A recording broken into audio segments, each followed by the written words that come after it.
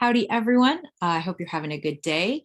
One of the challenging things I think about studying the literature of the distant past is that it's hard to actually understand and appreciate what we're reading without understanding a little bit about the history that surrounds it and that it's part of. Because the history influences the literature and the literature influences the history, and this is how we get culture, right? So one of the things that's important to me throughout our class is to give you what I think of as little Zeitgeist presentations. This isn't like a deep dive in terms of history. It's just sort of like a greatest hits of what's going on in a particular period of English history. If you don't know the word zeitgeist, it's a great British word. It basically means the spirit of the age. And so that's my goal for you here, is to try and give you just a little glimpse into each moment in British literature history. So I'm going to go ahead and start us off by looking at early medieval England. I'm going to do all of these by sharing a little bit of imagery while I talk. And so hopefully this will be a nice way for you to have some interesting pictures to look at, as well as listening to a little bit of the background. So let's start this off by saying, who are the early English people? Now, I have probably already mentioned this to you in class by the time you watch this video, but it's important to note that some people will refer to this period as the Anglo-Saxon period, or call these people the Anglo-Saxons. We will not be doing that in this class. They did not refer to themselves in that way. That term is really a late reconstruction, and it's usually employed in a really bad, really racist kind of way. And so we're just going to avoid that completely. I'm posting more information on that on our Blackboard site in case you'd like to know more about it. So who are these people, the early English? They are people who come from what's now northern Germany and southern Denmark. And they showed up in Britain in like the 5th century CE. They were originally probably invited by the Britons to come as like mercenary soldiers. The Britons needed help fighting off the Picts and the Scots. We might have read about this already in Bede, right? So this should sound a little familiar. What were they like? Well, if you look at a sort of traditional history book, you get this kind of judgy view. And I'm going to quote a historian named Kenneth Morgan to give us this kind of a traditional view of who the early English people are. He says, quote, "Obviously, they were far less civilized than the Romans, and yet they had their own institutions, which proved to be astonishingly tough." End quote. Yeah, so because the early English didn't leave a whole lot of written records, all we really have for them initially are Roman sources. And so of course the Romans are going to feel judgy about them. And so a lot of early historians of the period are going to just look at those Roman sources and make a lot of assumptions. Our goal here is to not do that and to look at them on their own terms. So let's look a little bit about early English Britain. I'm going to look here. We're going to look at this little hall right up here. Let's take a look at this guy up here. They were originally divided into local territories that were formed around like loyalties to their kin and their lord and their battle chieftain. Loyalty was always to like a person, not to a piece of land. People called thanes. You might have heard them called vassals, like in social studies or something like that, but thanes is the English word for that. They would travel with their lord, they would live with their lord in a communal setting. And if you've already had some familiarity with Beowulf, you will recognize this, and we will certainly see a lot of that when we talk about Beowulf in class. Kings ensured the loyalty of their thanes through gifts of treasure and victories on the battlefield. By the mid 7th century CE, I'm going to get this little map pulled up here. Britain was already divided up into these small territories. They called them hundreds. These were administrative districts with local government structures. They had courts for local business, and they already had a jury system in place, which is an interesting little detail. They were responsible for providing troops and supplies for their lords. And the system of hundreds, which turned into counties, and if you're a Lord of the Rings fan, you can think of them as shires, right? This stayed really consistent actually in England from the late 10th century all the way through 1974. They still use these small administrative units. These bigger kingdoms that you see on this map, Mercia, Sussex, Wessex, East Anglia, Northumbria, these were ruled by Bretwaldas. These were kings, and they have far-reaching power, but often it's just kind of short term, right? So there was a lot of wealth to be had. You can see that here. We look at this belt buckle, which is from the Sutton Hoo ship burial right up here. It's beautiful. You can see all the gold workmanship that you have going on here. You can also see another treasure from the Sutton Hoo ship burial. I'm going to scroll down so we can look at that as well. This helmet, it looks in a little rough shape, but you can imagine all of this was covered in gold and silver originally. So there was a lot of wealth to be had. And we know this because of ship burials that survive, like this one from Sutton Hoo.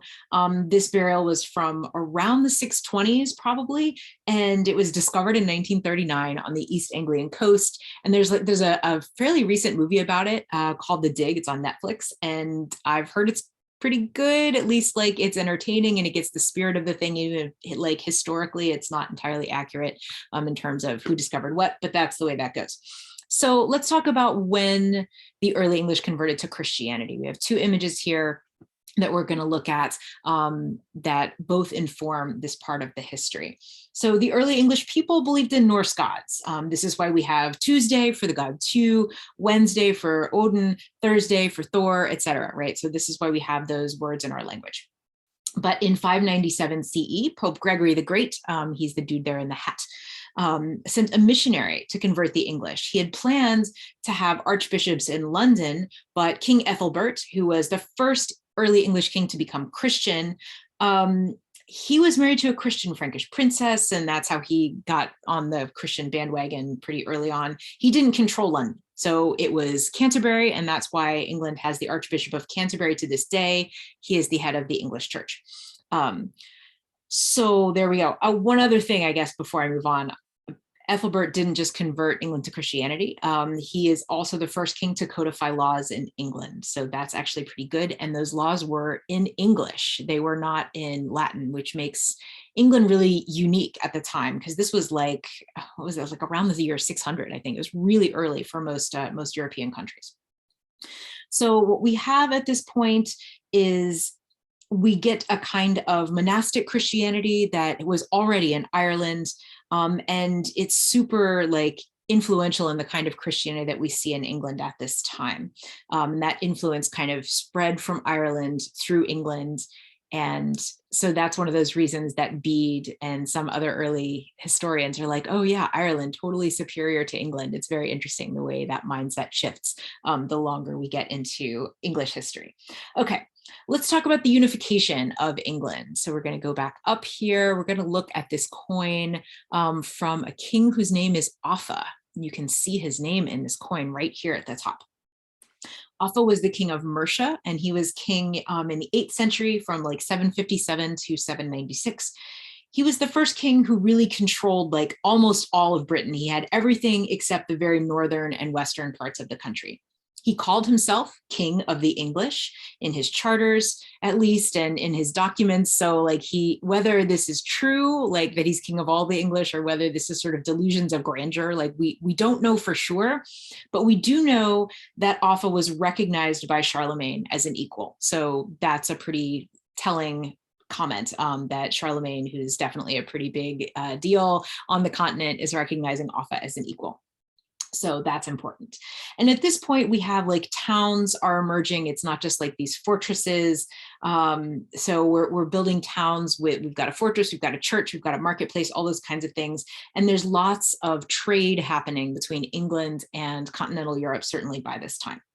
Unfortunately, then the proverbial shit starts to hit the fan. We have Vikings that are going to roll in. So around 789, we get the initial invasion, the initial plundering that's happening in England by the Vikings. The raids continued throughout the 8th and 9th centuries. And by the 850s, like, it wasn't just like random ships with casual plundering. It was like lots and lots of conquest and settlement, and Vikings were coming in and taking over and saying, this land belongs to us, like, sorry, all you English. So the English who came in and took over from the Britons, which we've already talked about in class, are now having the same thing happen to them with the Vikings. The Vikings are coming from both the north, like Scotland and like the Western Islands, and also from the southern and eastern coast, like across the Channel. So the English are just getting hit with Vikings like left, right, and center, and it's a lot to deal with.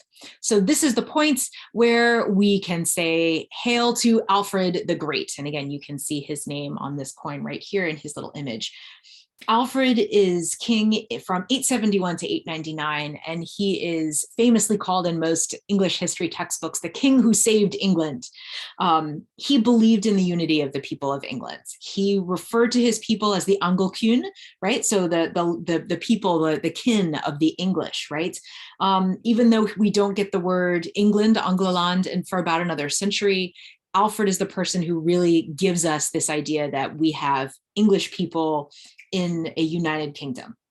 And he built fortified towns to help protect his people from the Vikings. And he also went on this campaign of literacy and learning. He could read and write Latin, which you would think like, oh yeah, all kings could do that. Like, no, most of them couldn't. Some of them could maybe read or write in like their vernacular language, the language that they spoke, but it was pretty rare for them to be able to read and write Latin. And he translated a lot of works from Latin to English. And he also said, you know, we want to get our people more educated. We want to be sure our clergy can be more educated. So maybe we shouldn't just make everybody read and write in Latin. Maybe we should actually have a campaign of literacy in English, in the language that people already know, as opposed to having to learn a whole other language in order to learn to really read and write. Because at this point, it was assumed that if you were literate, if you were educated, that Latin was going to be a language that you could use. But Alfred really recognized that that was sort of a pipe dream. And it was really just like, hey, let's read and write in English. Isn't that a great idea? So the fact that we're not all still reading and writing in Latin, like we can kind of maybe thank Alfred for that, just a little bit.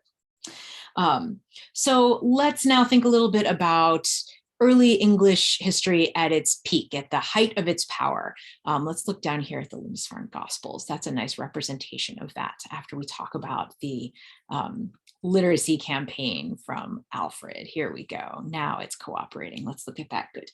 So we definitely have a lot going on in England right now that is not the norm throughout Europe. We have a standard currency.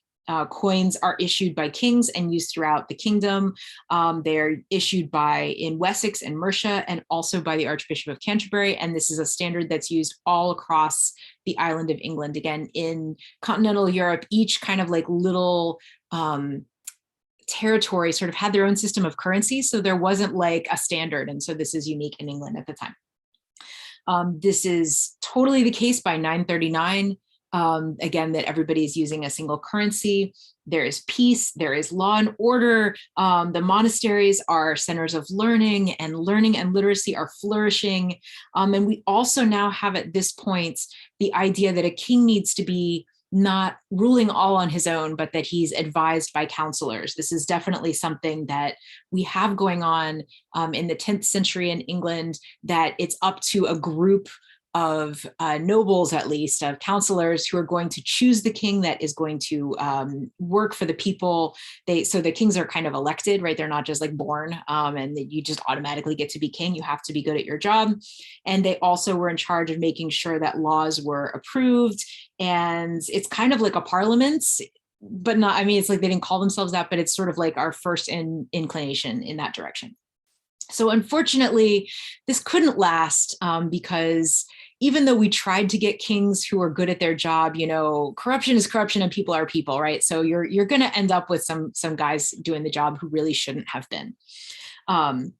Kings didn't have automatic authority, right? They had to earn it through respect and loyalty. And like, if they weren't very good, then they just kind of frittered away, right? So we had between 974 and 1042, we had 8 different kings from 3 different families. Like it was just kind of chaos.